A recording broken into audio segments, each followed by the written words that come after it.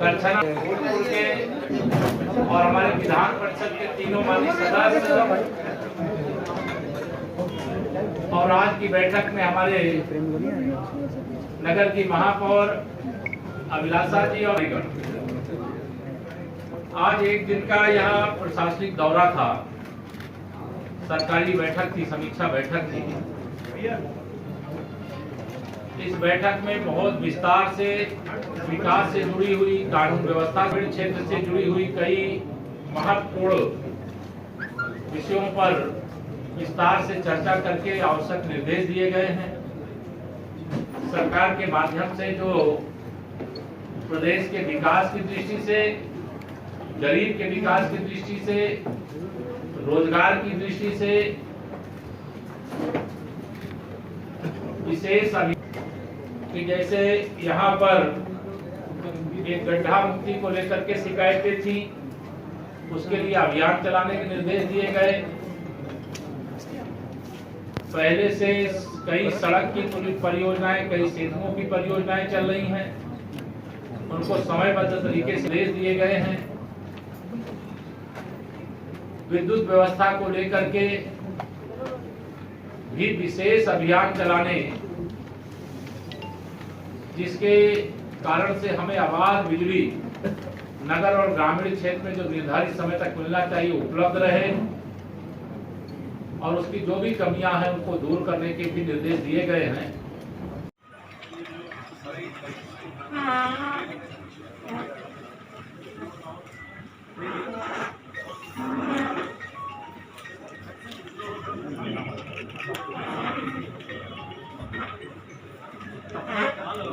आज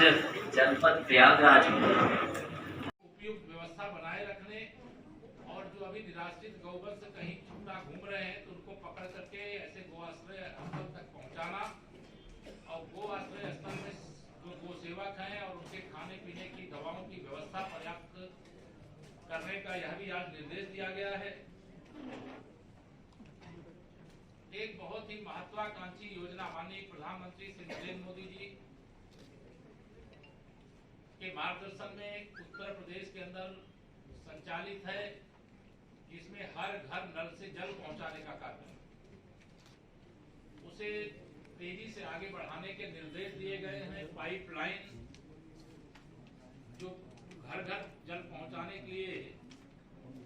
डाली जा रही है, उसका मानक यह है कि जमीन से 1 मीटर नीचे तो पाइपलाइन डाली जाएगी और हर घर नल से जल पहुंचाने की इस व्यवस्था में जब पाइपलाइन डाली जाती है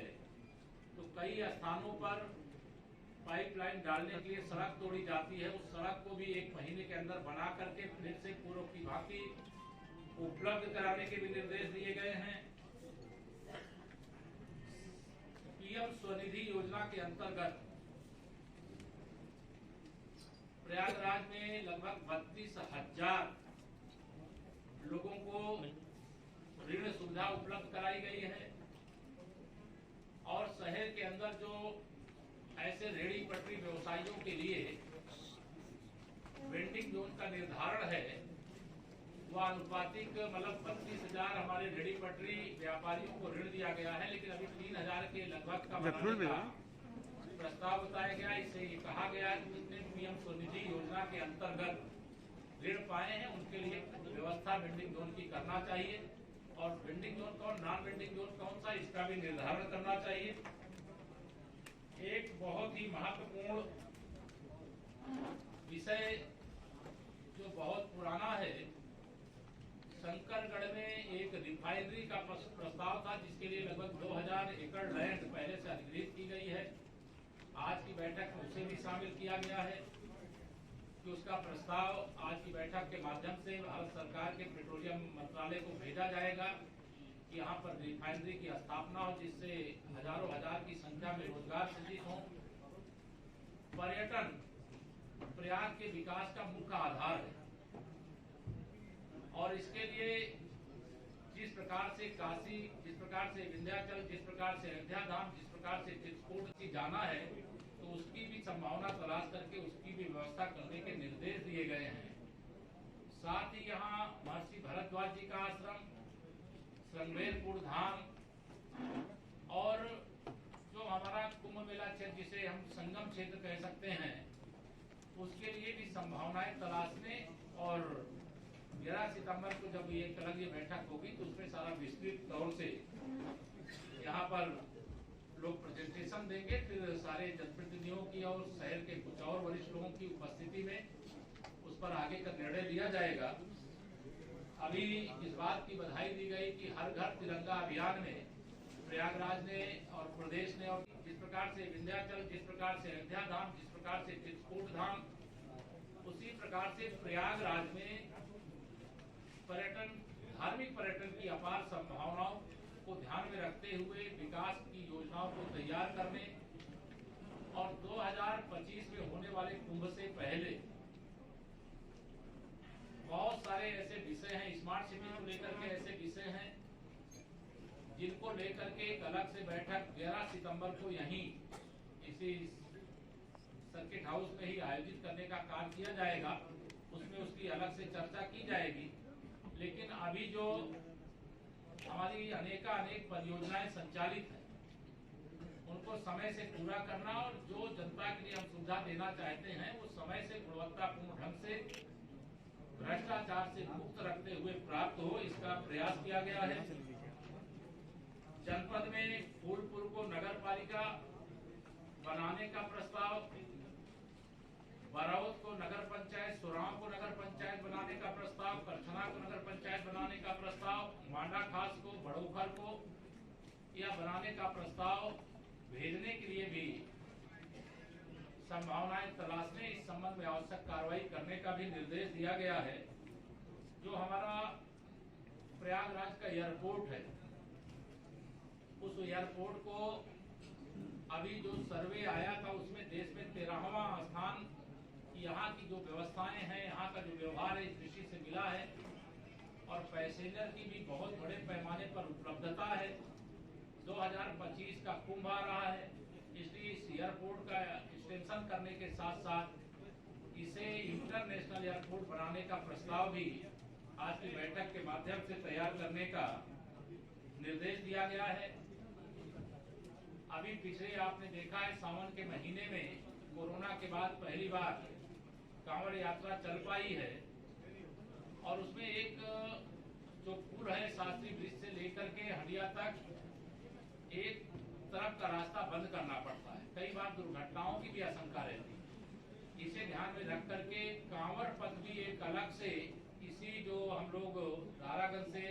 दशाश्वमेध घाट से जो जल लोग लेकर के निकलेंगे और काशी जाना है, तो उसकी भी संभावना तलाश करके उसकी भी व्यवस्था करने के निर्देश दिए गए हैं। साथ ही यहाँ महर्षि भरद्वाज जी का आश्रम तो वो वहाँ पर सर हम लोग बड़े बड़े उद्योगों को आकर्षित कर सकते हैं, स्पेशली खाद्य प्रसंस्करण और IT इंडस्ट्री। मेरा नाम आपदा है, मैं महिवापुरा पट्टी प्रयागराज से हूँ, अमूल शराब का काम करती हूँ। से बैठक हुई, समीक्षा हुई और जो शिकायतें माननीय जनप्रतिनिधियों के माध्यम से, संगठन के माध्यम से प्राप्त हुई, उनके समाधान का निर्देश दिया गया है। विशेष अभियान चला करके प्रयागराज को सुंदरतम शहर बनाना है। कनेक्टिविटी की दृष्टि से, चाहे सड़क मार्ग हो, चाहे रेल मार्ग हो, चाहे आकाश मार्ग हो, चाहे जल मार्ग हो, इसे जल्दी से आगे बढ़ाने और 2025 में होने वाले कुंभ की दृष्टि से विकास परियोजनाओं का एक रोड मैप तैयार करने का भी निर्देश दिया गया है। और इसको लेकर के 11 सितंबर को यहाँ पर एक बैठक रखेंगे हम लोग और उस बैठक के माध्यम से जो भी प्रेजेंटेशन आएगा और जो हमारे माननीय सभी जनप्रतिनिधियों का और प्रयागराज के जो तमाम अनुभवी समाज सेवी हों, धार्मिक दृष्टि से, अन्य दृष्टि से जिनको प्रयाग की जानकारी है, उनको भी उस बैठक का हिस्सा बनाया जाएगा, जिससे विस्तार से चर्चा करके 2025 के कुंभ की व्यवस्था की जा सके। सर, अगर बात करें तो जिस तरह से समाजवादी पार्टी समाप्तवादी पार्टी बनने की राजनीति कर रही है और शिवपाल जी लगातार मोर्चा खोले हुए हैं। शिवपाल जी कह रहे हैं कि अब वो यादवों को इकट्ठा करेंगे, यादव वंश की राजनीति कर रहे हैं। ये अंदर की बात है, यादव भी हमारे साथ है। आहिर रेजिमेंट की भी मांग कर रहे हैं। हाँ? आहिर रेजिमेंट की मांग मैंने कहा ना, ये रेजिमेंट मुझे नहीं बनाना है ना, सेना का वो विषय है और सेना के विषय में मेरे द्वारा कुछ बोला जाए उचित नहीं। तो क्या शिवपाल जी आपने बात कही है प्रयागराज को बनाया जाए, बना क्या योजना रहेगी, किस तरह? नहीं, अभी आज निर्देश दिया गया है और उसका तकनीकी परीक्षण करके वो बताएंगे। सर 168 उप स्वास्थ्य केंद्र बनाने का प्रस्ताव आया है केंद्र से, सरकार से, जिसके लिए जमीन आवंटन में बड़ी परेशानी हो रही है। कोई परेशानी नहीं होगी, जन सुविधाओं के लिए जमीन की कमी नहीं पड़ने दी जाएगी और जहां जरूरत होगी जमीन उपलब्ध कराई जाएगी। एक सवाल गया सर, ये परंपरागत उत्पाद है और जनपद के कई तहसीलों में सर मूंद प्रजाति की एक घास होती है सर, जिसके तने से ये प्राप्त किया जाता है और साथ में कासा एक घास है, उसको सह उत्पाद माने मटेरियल के रूप में उपयोग करके उससे विभिन्न प्रकार जो आप बना रहे हो, इसको कितना बेच पा रहे हो, कितना बेचवा पा रहे हो, इसका मतलब सबसे महत्वपूर्ण विषय ये। और रोटी इसका सर माननीय एमएलसी साहब श्री सुरेश चौधरी जी का स्वागत करने का करें। माननीय विधायक पुराम सर का स्वागत करने का कष्ट करें। माननीय विधायक फूलपुर जी का स्वागत करने का कष्ट करें। माननीय विधायक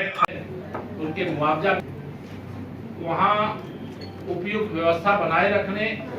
और जो अभी निराश्रित गौवत्स कहीं छुट्टा घूम रहे हैं तो उनको पकड़ करके ऐसे गो आश्रय स्थल तक पहुंचाना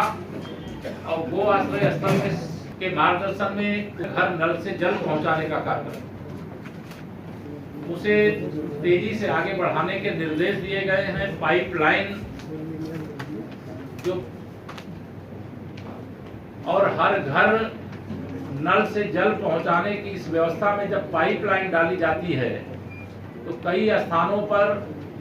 पाइपलाइन डालने के लिए सड़क तोड़ी जाती है, उस सड़क को भी एक